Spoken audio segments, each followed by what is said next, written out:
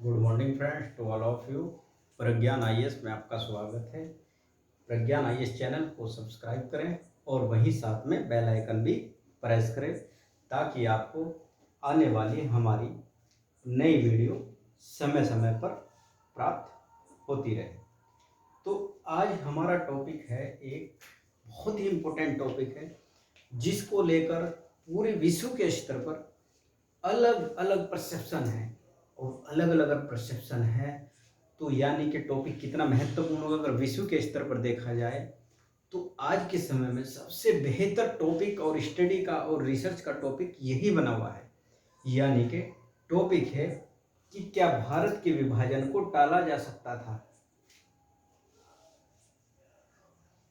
क्या भारत के विभाजन को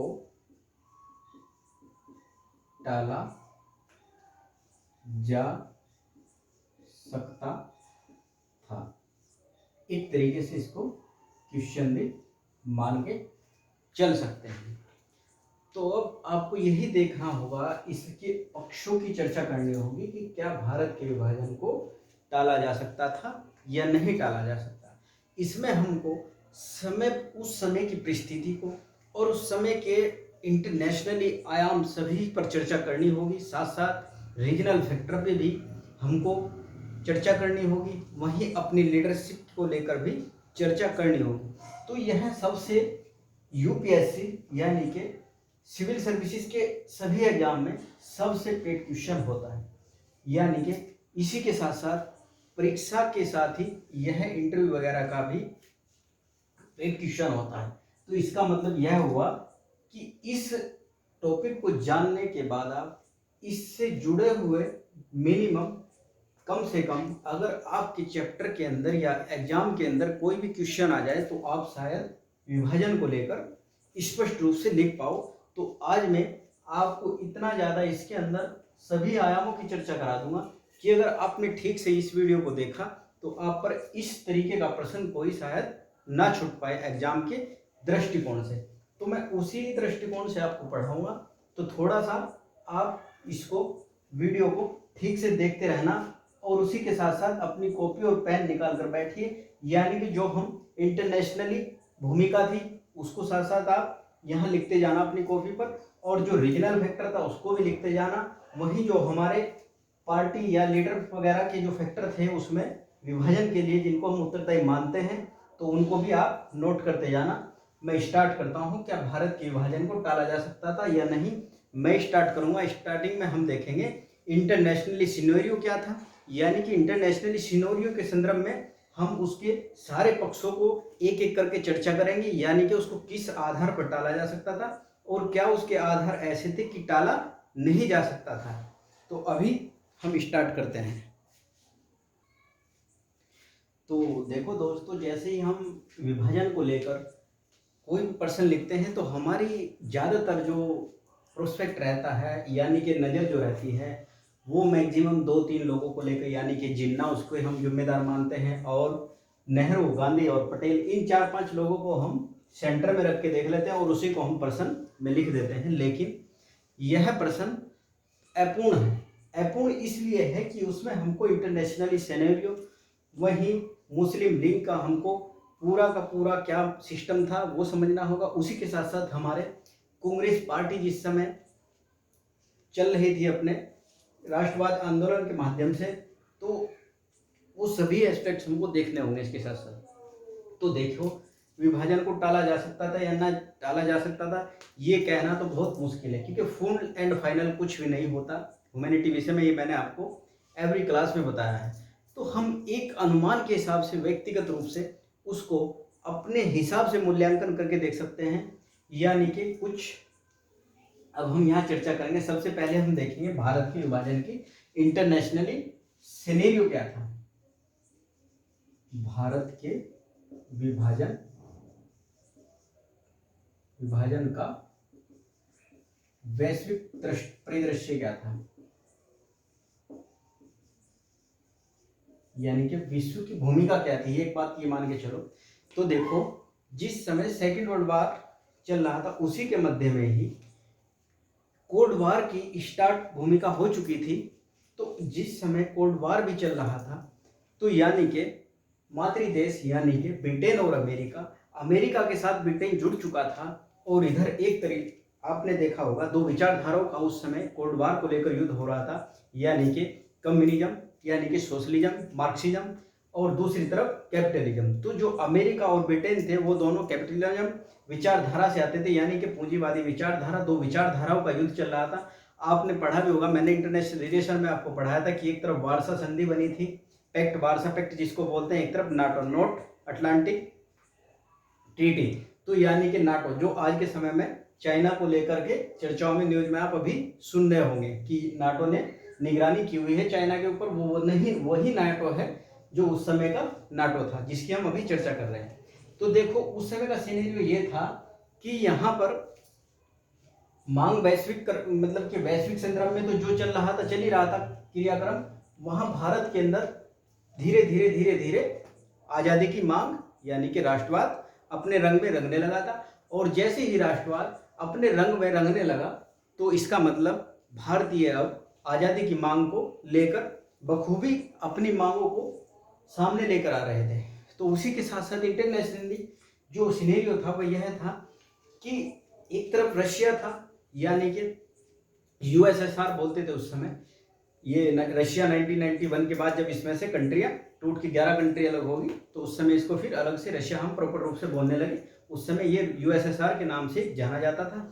तो कहीं ना कहीं अमेरिका को ये लगा कि भारत और पाकिस्तान अगर दोनों सेपरेट नहीं हुए और रशिया के साथ में युद्ध होने लगा, यानी कि कोल्ड वार दोनों कंट्रियों का आपने देखा होगा, नाटो यानी कि एक तरीके से यूएसए और ब्रिटेन ये सभी एक साथ थे और रशिया एक साथ था। तो यानी कि इनको ये लग रहा था कि अगर भारत और सेपरेट नहीं हो पाया तो यानी कि तुम क्या, कैसे अफगानिस्तान तुमको वहां घुसने नहीं देगा, यानी कि अगर अफगानिस्तान वहां हमको घुसने नहीं देगा तो हम किसकी जमीन का यूज करके रशिया को काउंटर करेंगे, यानी कि यूएसएसआर को काउंटर कैसे करेंगे। तो उसमें ब्रिटेन और अमेरिका के हित दोनों के बराबर जुड़े हुए थे इंडिया के सेपरेशन में। तो ये बात आपको इंटरनेशनल सिनेरियो समझना होगा, क्योंकि इसलिए उनके इंटरेस्ट आपस में जुड़े हुए थे कि जब इंटरनेशनली सिस्टम पूरा का पूरा अपने आप में कोल्ड वार में बटा हुआ था, तो उस समय अमेरिका को लग रहा था कि कहीं ना कहीं अगर हम इंडिया को सेपरेट कर देंगे तो ये पाकिस्तान बनेगा, पाकिस्तान का जो जन्म होगा कहीं ना कहीं वो इंडिया के एंटी होगा। और हम, क्योंकि गवर्नमेंट आपको पता है कि इंडिया ने तो, नेहरू जी ने तो पहले से ही अलायंस में मना कर दिया था, क्योंकि उन्होंने क्या, उन्होंने तो क्लियर कट किया हुआ था कि हम किसी भी अलायंस में नहीं चलेंगे, यानी कि किसी के पिछलकू नहीं बनेंगे। तो जिसको हिंदी में बोलते हैं गुट निरपेक्ष, यानी कि हम किसी के भी गुट में नहीं जाएंगे। गुट आपको पता है दो गुट थे उस समय, एक तो नाटो, दूसरा वार्सा पैक्ट। तो नेहरू जी ने ये स्पष्ट कर दिया था कि ना तो हम इसके साथ जाएंगे भाई और ना इसके साथ जाएंगे, यानी कि हम गुट निरपेक्ष की, नॉन अलाइनमेंट की पॉलिसी अपनाएंगे। तो अमेरिका को भी ये लग रहा था कि भारत तो किसी को भी अपनी शरण देने वाला नहीं है जमीन की यूज करने के लिए, जब वो गुट में ही नहीं आएगा तो उसका तो हम कुछ यूज कर ही नहीं पाएंगे। तो इसी तरीके से उन्होंने पाकिस्तान को अपना सकारात्मक भविष्य और सुखद भविष्य माना। तो सेपरेट करने में महत्वपूर्ण ये एक वैश्विक दृष्टिकोण है। वही ये देख सकते हो तुम कि वही हुआ जो उन्होंने माना था, क्योंकि जब रशिया के साथ में युद्ध हुआ और पाकिस्तान की जमीन को उन्होंने मतलब कि यूज किया, और उसी के अंदर से जो जन्म लिया वो, यानी कि तालिबान, अफगानिस्तान के अंदर जो जन्म हुआ वो आप जानते होंगे, इंटरनेशनल रिलेशन में मैंने पढ़ा था, वो उसी का जन्मदाता बना हुआ है आज भी, यानी कि तालिबान उसी सिनेरियो का जन्म है उसका, तालिबान का। तो तालिबान का जन्म वहीं से हुआ था और पाकिस्तान की सरजमी को यूज किया, यानी कि रशिया को हराया उसी जमीन पर और पाकिस्तान का यूज किया। तो देखो ये आगे चल के हुआ सभी। तो इसका मतलब ये देखो, ये तो इंटरनेशनली सिनेरियो था, क्योंकि ब्रिटेन और अमेरिका के इंटरेस्ट दोनों के कोलेशन हो रहा था, उनके दोनों का रिलेशन का। तो अब देखो ये हमने पढ़ा इंटरनेशनल सिनेरियो क्या था ब्रिटिश का। अब पढ़ते हैं भारत में क्या रीजनल फैक्टर काम करते थे। तो हमने देखा है कि इंटरनेशनल सिनेरियो क्या था, और उसी के तहत जो उसका ब्रिटेन और यूएसए के आपस में स्वार्थ थे जो वो एक साथ ही एक ही पटल पर आ रहे थे, इसीलिए ये भी एक सेपरेशन का पॉइंट है। वही दूसरा हमको देखना होगा कि भारत के अंदर ब्रिटेन का जब शासन था तो ब्रिटेन का शासन क्या था, यानी कि ब्रिटेन सेकेंड वर्ल्ड वार के समय युद्ध में उलझा हुआ था। और जब सेकेंड वर्ल्ड वार के समय में युद्ध में उलझा हुआ था तो उसी समय पर रूजवेल्ट साहब अमेरिका के प्रधानमंत्री थे, यानी राष्ट्रपति थे, वहाँ तो राष्ट्रपति होते थे। तो अमेरिका के राष्ट्रपति रूजवेल्ट साहब ने कहा चर्चिल साहब को कि देखो ये जो आप कर रहे हो ऐसे भारत आपकी सहायता नहीं करेगा। इसका मतलब क्योंकि भारत को सपोर्ट अगर लेनी है आपको तो भारत को जल्दी से कुछ ना कुछ उसके लिए करो। तो उसी संदर्भ में ब्रिटेन ने भारत के अंदर 1942 में क्रिप्स मिशन को भेजा जो संवैधानिक सुधारों की बात करता था। यही क्रिप्स मिशन जो था 1942 में भारत आया। और अगर भारत आया तो यानी कि इसने क्या किया, इसने पहली बार भारत के डोमिनियन स्टेट की मांग की, यानी कि आज़ादी देने की बात कही। वहीं इसने भारत के अंदर ही भारत को जो अलग रहना चाहता हो वो अलग होने की भी इसने बात की, यानी कि जो रियासत अपने आप में अलग रहना चाहती हो, जो भारत के अंदर रहना चाहती हो भारत के अंदर रहे, और जो अलग स्वतंत्र रहना चाहती हो या ब्रिटिश सरकार के साथ मिलकर रहना चाहती हो वह ब्रिटिश सरकार के साथ मिलकर रहे। तो यानी कि 42 में जब क्रिप्स मिशन आया तो मुस्लिम लीग का आपको पता होगा, मुस्लिम लीग की क्या थी मांग। मुस्लिम लीग की मांग यह थी कि हमको अलग से एक रीजनल स्तर पर अलग से स्टेट मिल जाए। तो उस समय आपको यह भी देखना होगा कि जब क्रिप्स मिशन आया और क्रिप्स मिशन का मुस्लिम लीग यानी कि 1942 में आया था तो इसने खंडन कर दिया मुस्लिम लीग ने भी इसका। मुस्लिम लीग ने इस वजह से खंडन किया कि इसमें स्पष्ट रूप से मुस्लिम राष्ट्र की अलग से कोई बात नहीं लिखी गई थी। स्पष्ट रूप से इशारा किया हुआ था कि जो स्वतंत्र रहना चाहता हो वो स्वतंत्र रह ले, लेकिन स्पष्ट रूप से नहीं लिखा हुआ था। तो यानी कि इसका मुस्लिम लीग ने भी विरोध किया और भारत सरकार ने भी यानी कि कांग्रेस ने भी, बोले तो कांग्रेस ने भी इसका अपोज किया। तो जब कांग्रेस ने भी इसका अपोज किया वहीं पंजाब सिख समुदाय ने भी इसका अपोज किया। उनको इससे यह भय था कि पंजाब का बंटवारा ना हो जाए। तो देखो जब सभी ने इसका विरोध किया तो यह कहना भी बहुत मुश्किल है कि अगर जिन्ना को भारत का अंतरिम गवर्नमेंट में प्रधानमंत्री बना दिया जाता तो विभाजन रुक सकता था। अब इसके बिंदु यहाँ प्रश्न के अंदर ये देखने होंगे कि अगर उनको अंतरिम गवर्नमेंट में के अंदर जब इलेक्शन हो गया है तो अंतरिम गवर्नमेंट के अंदर तो जब क्योंकि 1952 में तो पहला इलेक्शन हुआ हमारा 52 में जब कॉन्स्टिट्यूशन लागू होने के बाद, तो जो अंतरिम गवर्नमेंट बनी तो उसमें अगर हम जिन्ना जी को ये बात कहते हैं कि अगर उनको राष्ट्रपति या प्रधानमंत्री बना दिया जाता तो हो सकता था कि विभाजन को टाला जा सकता था। तो अब ये विभाजन को टाला जा सकता था। अगर यहाँ से प्रश्न उस तरीके से आएगा कि अंतरिम गवर्नमेंट ने अगर प्रधानमंत्री बना दिया जाता तो हो सकता था भारत के विभाजन को टाला जा सकता था। तो इससे ही जुड़ा हुआ दूसरा पक्ष इसका देखना होगा। देखो क्यों नहीं टाला जा सकता था। अब हमको चर्चा ये करनी पड़ेगी कि भारत के विभाजन को क्यों नहीं टाला जा सकता था, जिन्ना को भी अंतरिम गवर्नमेंट में प्रधानमंत्री बनाकर। तो देखो जब 1940 में अगस्त प्रस्ताव आया, आपने पढ़ा होगा हिस्ट्री के अंदर कि जब अगस्त प्रस्ताव 1940 में आया, वहीं अगस्त प्रस्ताव के साथ साथ जब लाहौर अधिवेशन हुआ 1940 के अंदर, यानी कि पहली बार पाकिस्तान का प्रस्ताव पास किया गया।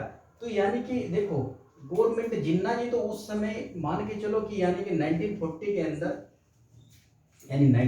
के अंदर लाहौर अधिवेशन में पाकिस्तान का प्रस्ताव पास होता है और अगर मुस्लिम लीग इसका प्रस्ताव पास करती है, यानी कि अंतरिम गवर्नमेंट तो बनी इसके बाद, और अंतरिम गवर्नमेंट में तो हो ही नहीं सकता था, क्योंकि जिन्ना जी की महत्वाकांक्षा तो उस समय इतनी बढ़ चुकी थी कि वो सेपरेट के सिवा कोई और समझौता करना ही नहीं चाह रहे थे।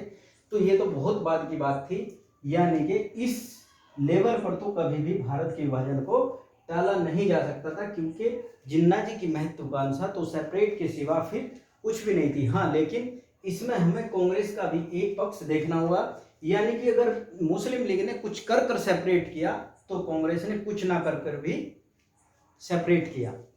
तो देखो, वो कुछ ना करने के कारण भी सेपरेट हुआ कांग्रेस के, तो वो पक्ष भी हमको यहाँ देखना होगा।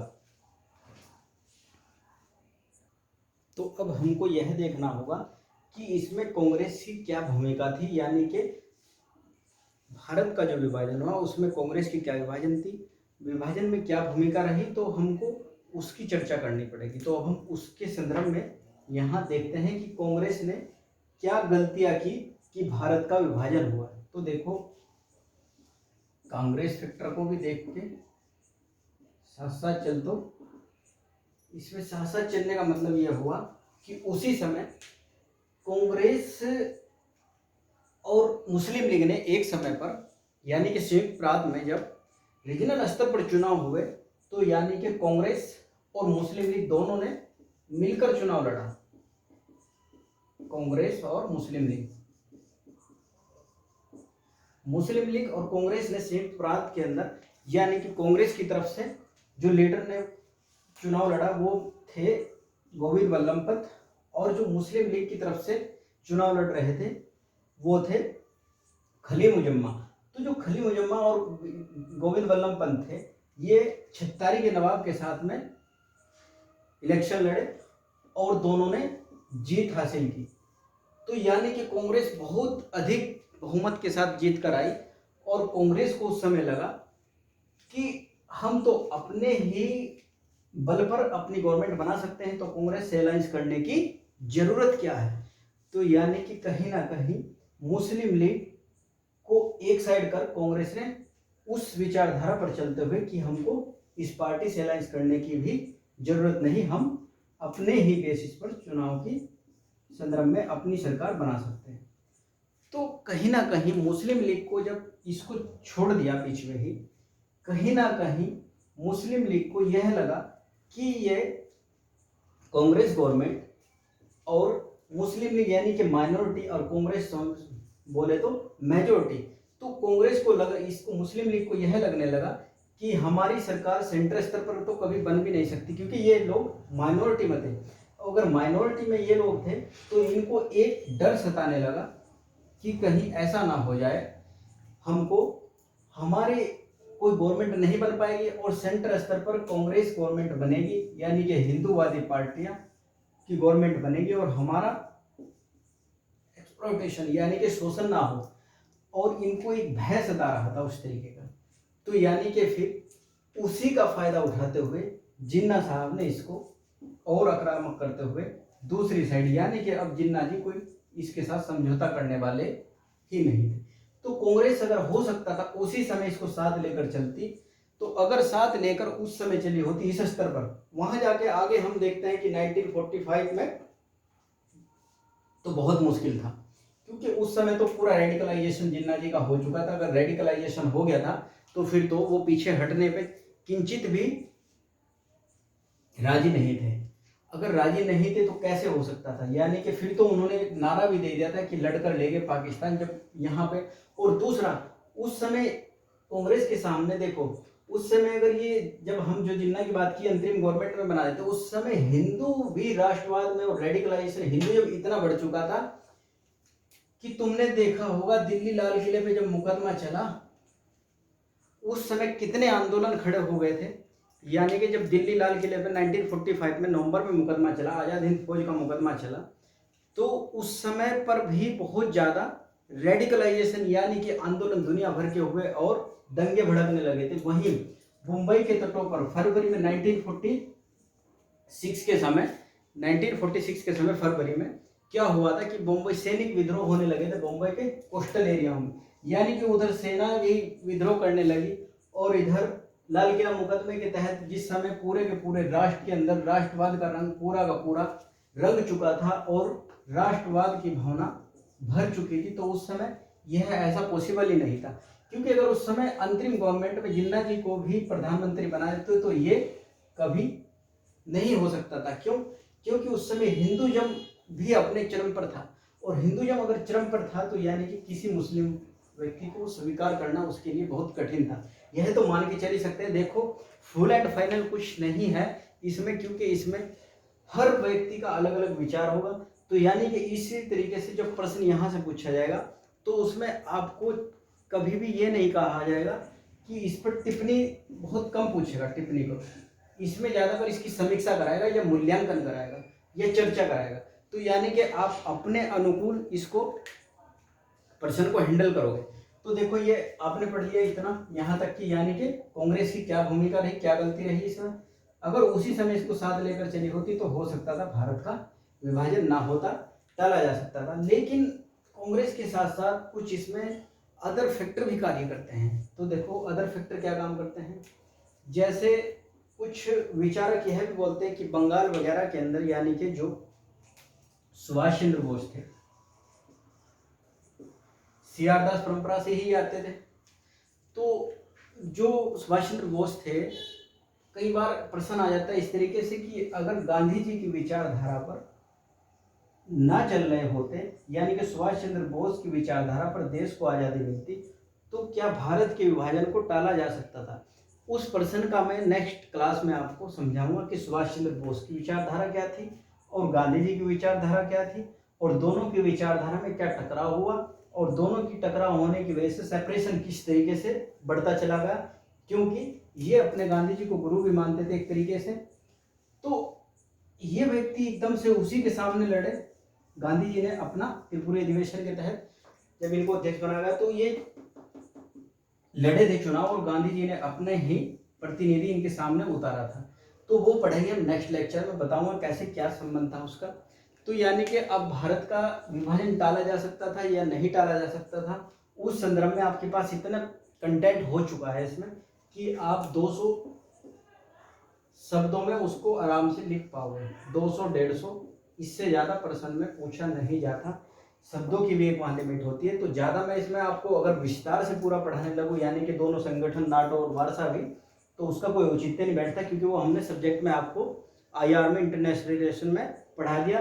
वहीं विचारधारा में मैंने आपको पॉलिटी के अंदर पढ़ा दी, यानी कि कम्युनिज्म मार्क्सिज्म क्या है, और पूंजीवादी यानी कि कैपिटलिज्म क्या है, और मिक्स इकोनॉमी क्या है, यानी कि जो नेहरू जी फॉर्मूला ले गए थे मिक्स इकोनॉमी का, वो क्या है, वो मैंने आपको इकोनॉमी में भी पढ़ा दी और इंटरनेशनल रिलेशन में भी उसकी हमने चर्चा की थी। वहीं साथ साथ हमने उसकी पॉलिटी में भी चर्चा की थी। तो अब आपने यह देखा कि भारत के विभाजन को टाला जा सकता था या नहीं टाला जा सकता। उसी प्रकार आपको ये प्रश्न हैंडल करना होगा। इसमें अगर आपको कोई भी डाउट हो तो मुझे मैसेज करके पूछ सकते हो।